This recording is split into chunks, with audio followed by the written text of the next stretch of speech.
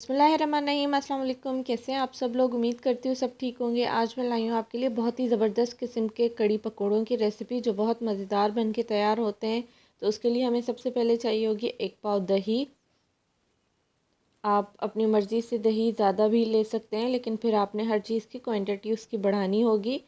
तो यहाँ पर मैंने 1 पाव दही लिए, तो इस हिसाब से मैंने यहाँ पर 1 teaspoon red chilli powder add किया है। इसमें हाफ़ टी स्पून हल्दी ऐड करेंगे। इसमें 1 टीस्पून धनिया पाउडर ऐड करेंगे दही में, और सॉल्ट ऐड कर लेंगे इसमें।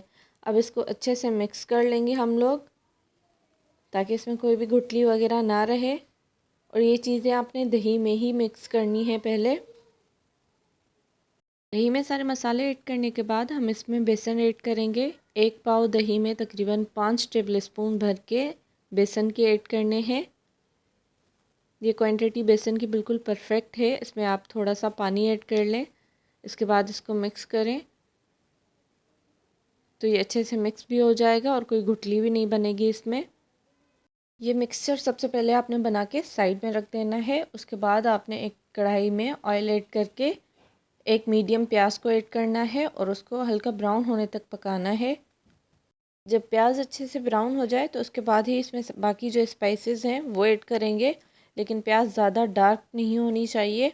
अब यहाँ पे मैंने 1 टीस्पून राई दाना यानी मस्टर्ड सीड्स लिए हैं, और 1 टीस्पून ज़ीरा साबित, 1 table spoon ginger garlic paste. इनको 2 से 3 मिनट तक हल्का सा भूनेंगे। जलना नहीं चाहिए, क्योंकि फिर कड़वा टेस्ट आने लग जाता है कड़ी में से। थोड़ा सा जब आपको लगे थोड़ी खुशबू आने लगी है राई दाने की और ज़ीरे की, तो थोड़ा सा पानी ऐड कर लें ताकि मसाला जले नहीं। और उसके बाद आपने सारा मिक्सचर ऐड कर लेना है। मिक्सचर ऐड करने के बाद आपने 2 लीटर पानी ऐड करना है। पानी ऐड करने के बाद एक बॉयल आने के बाद हमने इसके ऊपर कवर कर देना है और मीडियम फ्लेम कर देनी है, और तकरीबन आधे घंटे तक इसको पकने के लिए रख देना है, ताकि पक जाए कड़ी हमारी अच्छे से और थोड़ी सी थिक हो जाए।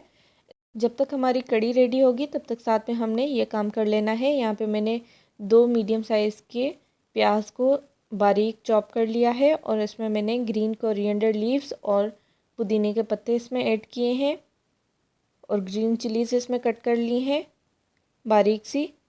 आपको जितना मिक्सचर चाहिए, जितने पकोड़े चाहिए, आप उस हिसाब से ले लीजिएगा। मैंने अपने हिसाब से लिए हैं। और इसमें अब मैं ऐड करूँगी 1 teaspoon red chilli powder, 1 teaspoon coriander powder, 1 teaspoon salt का ऐड करेंगे इसमें, 1 टीस्पून ज़ीरा साबित इसमें ऐड करेंगे। सब चीज़ों को मिक्स करने के बाद इसमें हम लोग बेसन ऐड करेंगे। तकरीबन 6 to 7 टेबल स्पून मैंने इसमें बेसन के ऐड किए हैं, और इसको अच्छे से मिक्स कर लेंगे। थोड़ा सा पानी ऐड करके इसका अच्छा सा मिक्सचर बना लेंगे। ज़्यादा पतला नहीं होना चाहिए और ना ही ज़्यादा गाढ़ा होना चाहिए, बस नॉर्मल ही होना चाहिए। मैंने इसमें बेकिंग सोडा अभी तक ऐड नहीं की है। बेकिंग सोडा हमेशा एंड में ऐड किया करें, और बेकिंग सोडा की क्वांटिटी बिल्कुल थोड़ी ही रखा करें, बिल्कुल थोड़ी। अब ये देख सकते हैं मैंने कितना बेकिंग सोडा ऐड किया है। और जब आपने फ्राई करने हों पकोड़े, आपने बस उस टाइम बेकिंग सोडा ऐड करके और डायरेक्ट फ्राई करना है। उससे ये होगा कि आपके पकोड़े ज़्यादा ऑयल जो है वो एब्जॉर्ब नहीं करेंगे, थोड़े क्रिस्पी बनेंगे।